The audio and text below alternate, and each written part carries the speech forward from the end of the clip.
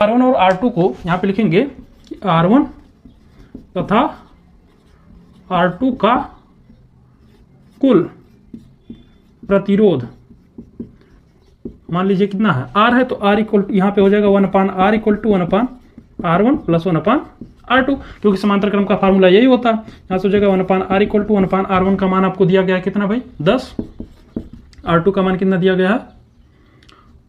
1/40। ठीक, सवाल में देखिए R1 का मान 10, R2 का मान 40। एलसीएम निकाल लेंगे,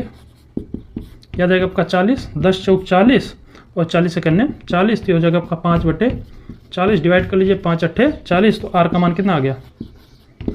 8 ओम। ठीक, यानी ये वाला जो टोटल मान है ये कितना है, ये आपका 8 ओम है। इसी प्रकार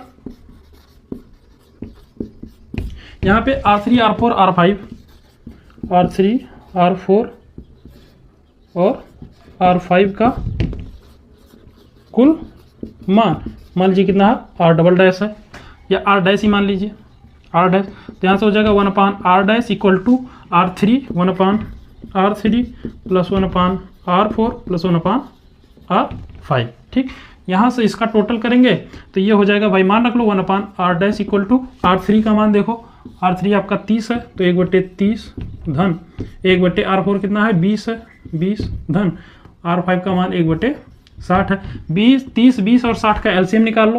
तो हो जाएगा आपका 60 इक्वल टू ये हो जाएगा आपका 60, 30 से भाग करो 30 दूनी 60, 20 से करेंगे तो आएगा आपका 1, तो यहाँ से हो जाएगा 1/R डैश इक्वल टू 3 2 5 और 1 6/60 भाग करो 6 दाम 60, तो 1/R डैश इक्वल टू हो जाएगा 1/10, तो R डैश का जो मान आया वो आपका आ गया 10, यानी ये टोटल के टोटल कितना है, ये आपका हो गया 10। अब ये तीनों मिलके एक हो गया, ये तीनों का मान, ये दोनों का मान हमें मालूम हो गया 8 और ये मालूम हो गया 10। अब आप देखो तो ये मानो कि ये तीनों क्या है, एक प्रतिरोध है जिसका मान कितना 10 ओम, और ये मानो एक प्रतिरोध है जिसका मान है 8 ओम, और ये 8 ओम और ये आपका 10 ओम, ये दोनों के दोनों कितने हो गए, श्रेणी क्रम में हो गए। तो यहाँ से कुल प्रतिरोध अगर निकालेंगे, ऐसे लिख सकते हो परिपथ का कुल प्रतिरोध, परिपथ का कुल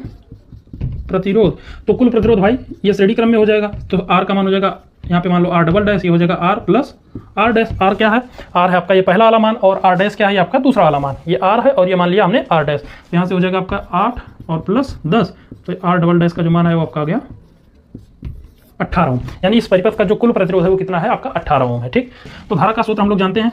धारा का सूत्र क्या होता है, I इक्वल टू तब का V/R, तो टोटल V का मान कितना इसमें दिया गया आपका 12 वोल्ट, यानी 12 और बटे R का मान हमने निकाल लिया कितना आ गया 18, 6 दूनी 12 और 6 3 18, तो मान आया वो आपका 0.67